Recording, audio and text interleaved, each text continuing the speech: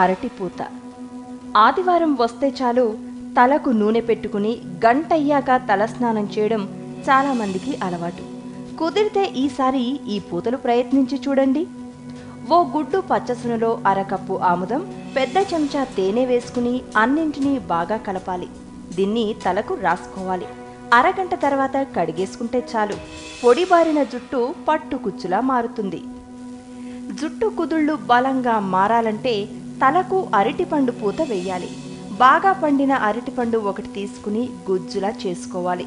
అందులో చెంచా చొప్పున కొబ్బరి, ఆలివ్ నూనె కలిపి తలకు పూతలా వేసుకోవాలి. అరగంట తర్వాత గోరువెచ్చని నీళ్లతో కడిగేయాలి.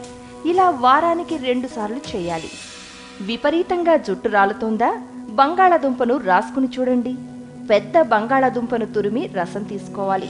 అందులో 2 పెద్ద చెంచాల చొప్పున కలబంద గుజ్జు, తేనె కలిపి తలకు రాసుకుని మర్దన చేయాలి.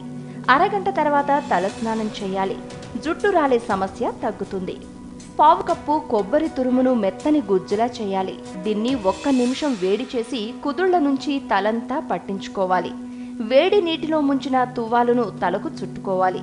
గంట తర్వాత గాఢత తక్కువగా ఉన్న షాంపూతో తలస్నానం చేయాలి. ఇలా వారానికోసారి చేస్తూ ఉంటే జుట్టు ఆరోగ్యంగా ఉంటుంది. మెంతులు చుండ్రునే కాదు, జుట్టు రాలే సమస్యను కూడా నివారిస్తాయి. మెంతుల్ని ఓ రాత్రంతా నానబెట్టి మర్నాడు ముద్దలా చేసుకోవాలి. అందులో 1/4 కప్పు పెరుగు కలిపి తలకు రాసుకుని 20 నిమిషాలయ్యాక కడిగేయాలి. చివర్లు చిట్టిన జుట్టుకు బొప్పాయి అద్భుతంగా పనిచేస్తుంది. అరకప్పు బొప్పాయి గుజ్జులో 1/4 కప్పు పెరుగు కలిపి తలంతా పట్టించుకోవాలి. అరగంట తర్వాత గోరువెచ్చని నీటితో కడిగేసుకోవాలి. వారంలో 2-3 సార్లు ఇలా చేస్తుంటే ఆ సమస్య సులువుగా తగ్గుతుంది.